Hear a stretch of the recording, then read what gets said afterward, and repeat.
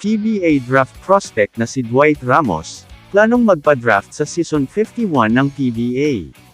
Maaaring sandaling panahon na lang bago umuwi si Dwight Ramos, para sa kabutihan at dalhin ang kanyang mga talento sa kauna-unahang pay-for-play na liga sa Asia.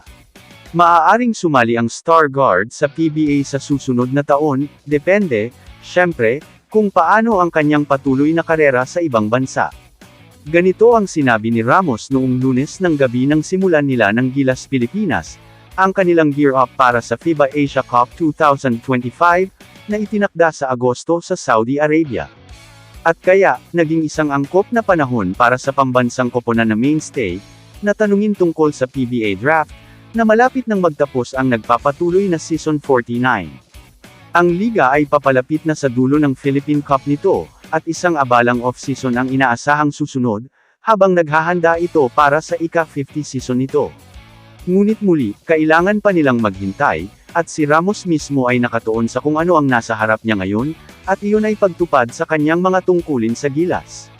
Sa katunayan, siya at ang kapwa Pinoy import na si Carl Tamayo ay nagtatrabaho na ngayon ng dobleng oras, upang makabalik sa hugis ng laro, dahil hindi na sila nakakalaro ng mapagkumpetensya mula noong Mayo.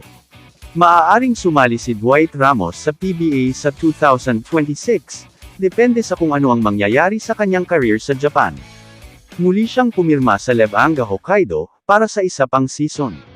Sa ngayon, nakatutok siya sa pagbabalik ng porma sa Gilas Pilipinas, para sa FIBA Asia Cup. Sa pagtatapos ng season-ending PBA Philippine Cup ngayong buwan, ang atensyon ay malilipat sa makasaysayang ika-50 season ng liga, na karaniwang nagbubukas sa taunang draft. Ngunit sa pagpili ni Ramos na tumakbo muli para sa ika-4 na season, kasama ang Levanger Hokkaido para sa kampanya, hindi siya inaasahang magiging bahagi ng rookie draft class ngayong taon. Ang dating Ateneo Blue Eagle, ay kung magpasya siyang tumalon sa PBA, sa halip ay isasama sa Season 51 draft sa susunod na taon. Sa kasalukuyan, ang kapitan ng koponan ng Levanger ay muling inaasahan na bumangon, para sa Nationals para sa kanyang unang kampanya sa Asia Cup, na naka-schedule sa Agosto.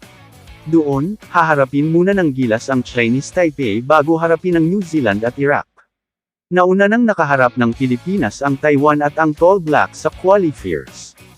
Sa kabila ng 2025 Japan B-League season, na nagtatapos ilang buwan na ang nakalilipas, inamin ni Ramos na siya at ang iba pang Filipino imports, tulad ng KBL champion na si Carl Tamayo, ay naglalaro ng catch-up, para maging game shape na may isang buwan lang, bago magsimula ang tournament.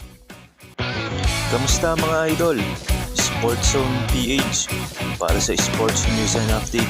Kung bago ka pa lamang dito sa channel ko, pindutin mo na ang subscribe button at notification bell para lagi kang update sa mga sports news.